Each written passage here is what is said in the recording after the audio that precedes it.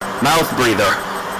Because we live in an age of mass communication and recorded media, we also therefore necessarily live in an age of propaganda. And reflecting on that fact gives me a good reason to finally return to the subject of my first few videos on this channel, a subject that I have since largely moved away from, the factions of the technocracy in the Mage the Ascension role-playing game. Nice, geeky subject, which obviously has completely no parallels to reality whatsoever, so if I should happen to drop something that sounds like a terroristic threat, rest assured I am only speaking in terms of fiction. With that nice little disclaimer, let's look at a subject. Wiser heads than I have spoken about the problems with the current state of the media, the academy, and other bastions of the so-called political left. I don't know too much about the politics of other countries, so this is mostly coming from an American perspective, where I thoroughly believe that the American two-party system is not likely to go away anytime soon, just because of the immense amount of wealth and power that's concentrated on its side. And I also believe, as part of that, that the two-party system that we have in the United States is largely a fraud, and at best, if we presume that the Democrats and Republicans are actually not cooperating to keep the people enslaved and are genuinely opposing forces, then I still characterize them not as the right and the left, but so much as the way far left and the moderately centrist left. The Republicans talk a good game of being conservative, but their politics are extremely aligned with the priorities of the left and just sort of less extreme about them. But a nice analogy that I heard about on the channel of an anti-feminist named Karen Straughn, who is one of my favorite people on the entire internet. She said that, and I don't know that this originates with her, but she said that the political left is the steering wheel. If we equate the economy to a car, the political left is the steering wheel that tells us where we're allowed to go, and the Republicans are the gas pedal and the brake pedal that determines how fast we get there. They try to stop us from spending too much money too quickly, but they're not actually significantly opposed to the quote-unquote progressive ideals that the left is constantly pushing. They just try to do it in a slightly more sustainable way and, meanwhile make money for all of their constituents. But anyway, so all of this politics stuff is an unwelcome diversion. Let's get back to the role-playing game. So the reason that I brought the politics stuff up is because if you follow the sort of anti-progressive news sources on YouTube, you're probably aware of something called the Grievance Studies Affair, which was a case study in academia looking at the problems of academic studies and intentionally creating hoax academic papers for the process of demonstrating that the process of getting for the purpose of getting it demonstrated that the process of academic review is broken, for lack of a better term. These intentionally nonsensical papers were written to prove that you can get a nonsensical paper published as long as it sounds correct to the ideological leanings that are present in academia. I may put in the description some links to sources that will detail the Grievance Studies Affair and similar issues with progressivism in some detail. So just if I get around to linking those sources, you can check them out and understand what the subject is in reality and why it is a problem. But I wanted to talk about it because I believe that it makes great fodder for a role-playing game set in the Mage of the Ascension universe, because it is exactly the kind of thing that you expect from the fourth convention that we have not yet talked about, the divisions of the Technocracy or conventions. We covered the Syndicate, who are financial wizards. We covered the Progenitors, who are doctors. We covered the statisticians, who are a subset of Iteration X, which is the overall robotics science division. Those are the three that are sort of easy to describe. The last two are a little more involved, and perhaps the hardest one to pin down is the faction known as the New World Order. You've doubtlessly heard that phrase used in various conspiratorial contexts, and of course conspiracy theories are great fodder for a mage game.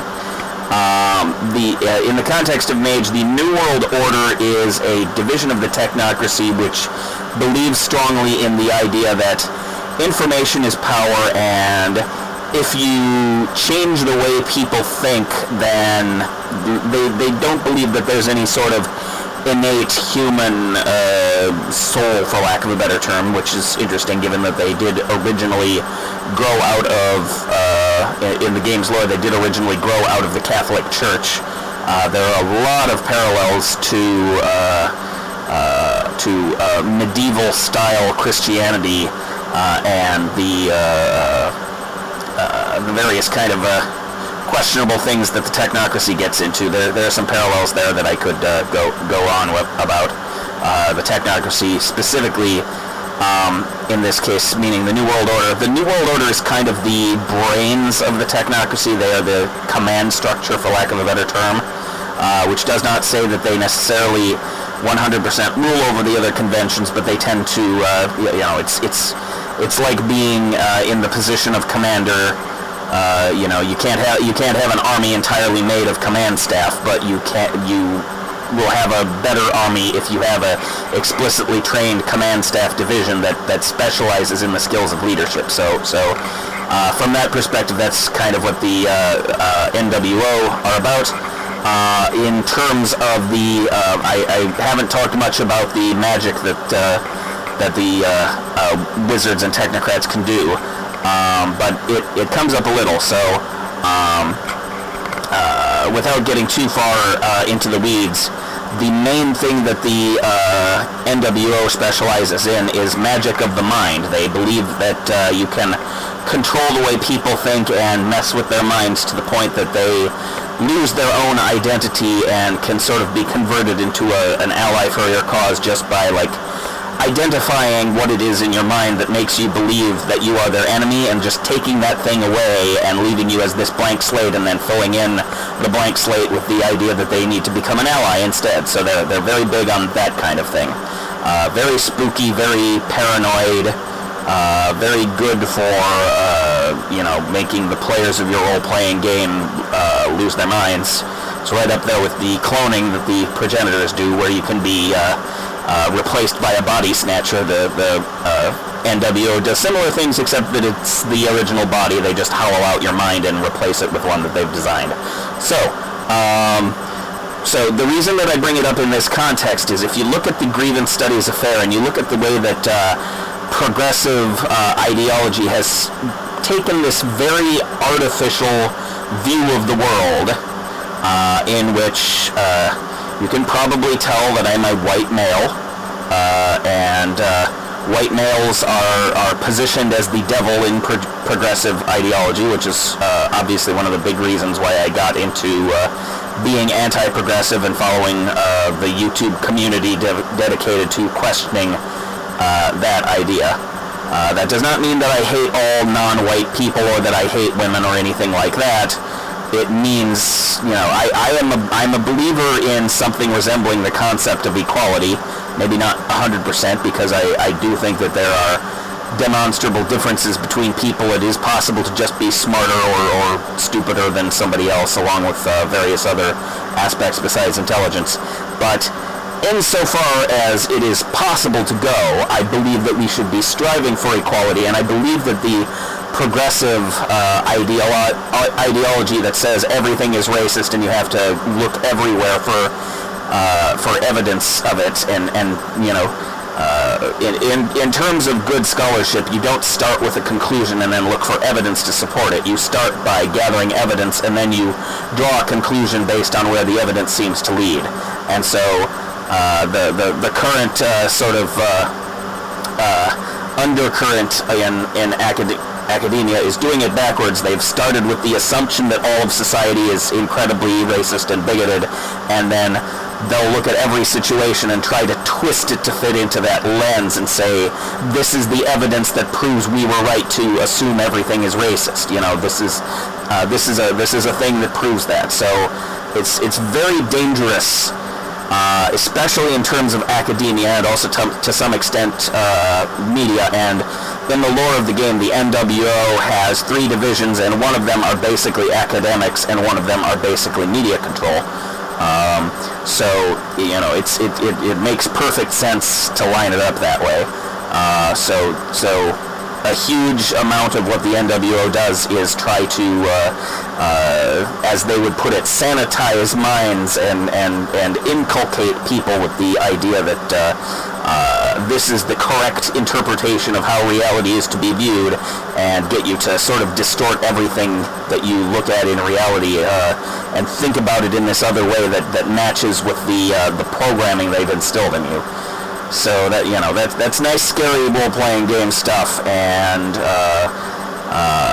you know, in terms of coming up with a case study for how that could be done by the bad guys in your role-playing game, you could not make this shit up. The grievance studies affair brilliantly illustrates exactly what it looks like. You have to be only slightly versed in how academics works in order to understand what's going on.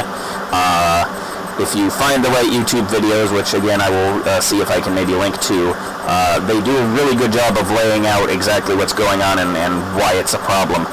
So they will, you know, the idea of this progressive sort of programming is you get people who are, you know, 20 years old or so forth. They're just starting out in the world. They don't have a lot of preconceived notions, and courtesy of the school system, which is also part of this, you know, pre-academy, pre-college, even the you know, the single-digit grade numbers are part of this mechanism, and a lot of social justice ideology is being programmed into people at a very formative age, the same way religion was programmed into people at a formative age up until very recently, and this has sort of taken over that momentum. So again, there's the religious connection with the NWO, which we won't delve into. By getting people when they're young, before they have really made up their mind about what the world is like, you can very much, you know, steer them towards seeing things in your version of the truth, and that's pretty much the definition of propaganda right there, is to present a distorted reality in order to create a false impression or a misleading impression, or an impression that, you know, changes people's priorities in life. You know, you take a person who would rather stay alive and you say, you have a duty to join the army and fight for your country, and if you successfully instill that idea in them, then they will go off to war and allow themselves to possibly be killed, when that was the number one thing they were trying to not do before. So it's very scary stuff. And if you look at grievance studies, the way that they are constructing a reality out of whole cloth and substituting it for objective reality and substituting it for the scientific method, quite ironic when you think about the fact that the technocracy are originally scientists, or they think they're scientists rather than wizards. But the approach to ideology in the NWO is very, very anti-science. So you know, that's interesting. Anyway, I'm still trying to keep my videos below 15 minutes, so I'm just about out of time. This wandered a bit. I hope that I did not overlook any major points. I may have to make a sequel to this, talking more about the NWO. Certainly, I could talk more about Iteration X, since I only mentioned one of the 3 major branches that it has. So this you know, I almost let it lie at just the 3 filthy lucre sections, but this is part 4. Part 5 will be coming, and then we'll see.